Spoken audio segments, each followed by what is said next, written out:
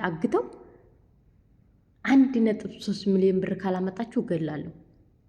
ዛሬ ላይ አንድ ሰው ታግቶ ይሄን ያህል ብር አንጡ ሲባል ምን እንደሚባል ታውቃላችሁ? ጠላት ነበረው እኮ ያ ጠላቱ አግቶት ይሆን እንዴ? ያ እንደዚህ ከሌ እንደዚህ ብሎት ይሆን? እሺ እኛ ወዴት እንሂድ? እሺ ለማን እንጩህ? ልማት መደመር ልማት ሳሩን አለምልመህ ራስህ ልበላው ነው። ህዝብ እያጠፋ ሰው እያጠፋ ልማት ምን አይነት ልማት ነው ይሄ ልማት? እሺ ተዋጋ፣ አዋጋ፣ ፍጀው፣ አገሩን ፍጀው፣ ግን በህፃን ልጅና በሃይማኖት ላይ አትምጣ። አንተ ሃይማኖት የለ ሃይማኖት አልባ ነህ እንዴ? ሃይማኖት አልባ ስለሆነ ነው መሰለኝ ይሄ ሰውዬ አንዴ መስጊድ ገብቶ ይጨፈጭፋል፣ አንዴ ቤተ ክርስቲያን ገብቶ ይጨፈጭፋል። ቤተ መንግስት ማለት እኮ የዓለም ማለት ነው። የሀገር ቅድስት ሀገር የተባለችው ሀገራችን ኢትዮጵያ አሁን ላይ የደም ቧንቧ የደም ሀገር እየተባለች በውጭ ሀገር ራሱ አሁን ላይ እኛ ሰራተኞቹ ሰው ቤት ተቀጥረን የምንሰራው ምን እንደሚሉ ታውቃላችሁ?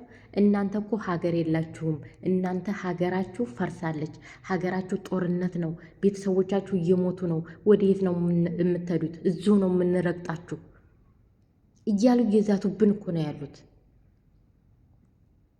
አይ አይደለም፣ የኢትዮጵያ ሕዝብ የሚወጣው ለጉብኝት ብቻ ነው እንጂ በሀገሬ ላይ ልማት አልምቼ ስራ ፈጥሬ ሀገሬ የተሻለች ሀገር ትሆነ። በምንድን ነው የተሻለ ሀገር የሚሆነው? በጦርነት በደም ቧንቧ። ዝናብ ጠፋ፣ ዝናብ ጠፋ፣ ዝናብ ጠፋ።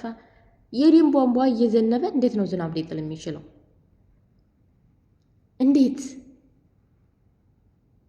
እባካችሁ እባካችሁ ሰሚ ካለ ምናልባት ሰሚ ካለ ምናልባት ጆሮ ያለው ሰው ካለ እኛ ታናናሽ ሚዲያ ነን፣ ማንም ዞሮ አያየንም፣ የሚሰማንም የለም። ብናለቅስም አሁን ላይማ ፈጣሪ ራሱ እያየን አይደለም። የእውነት አሁን ከፈጣሪያችን ጋር ራሱ እየተጣላን ነው በአሁኑ ጊዜ ያለ ነው።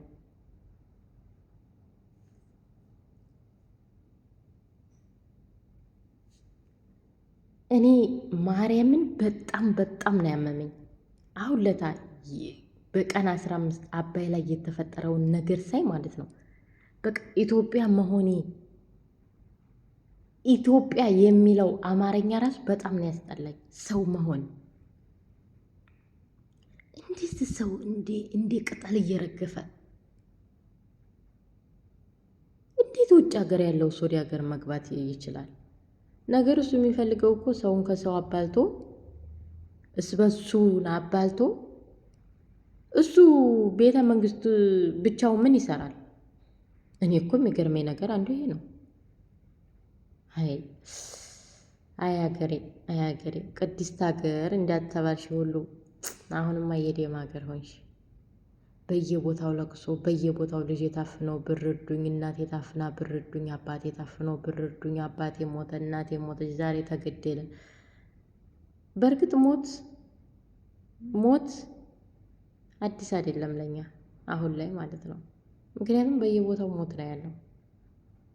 ግን ከሞቱ አሟሟቱ የሚባል ነገር አለ።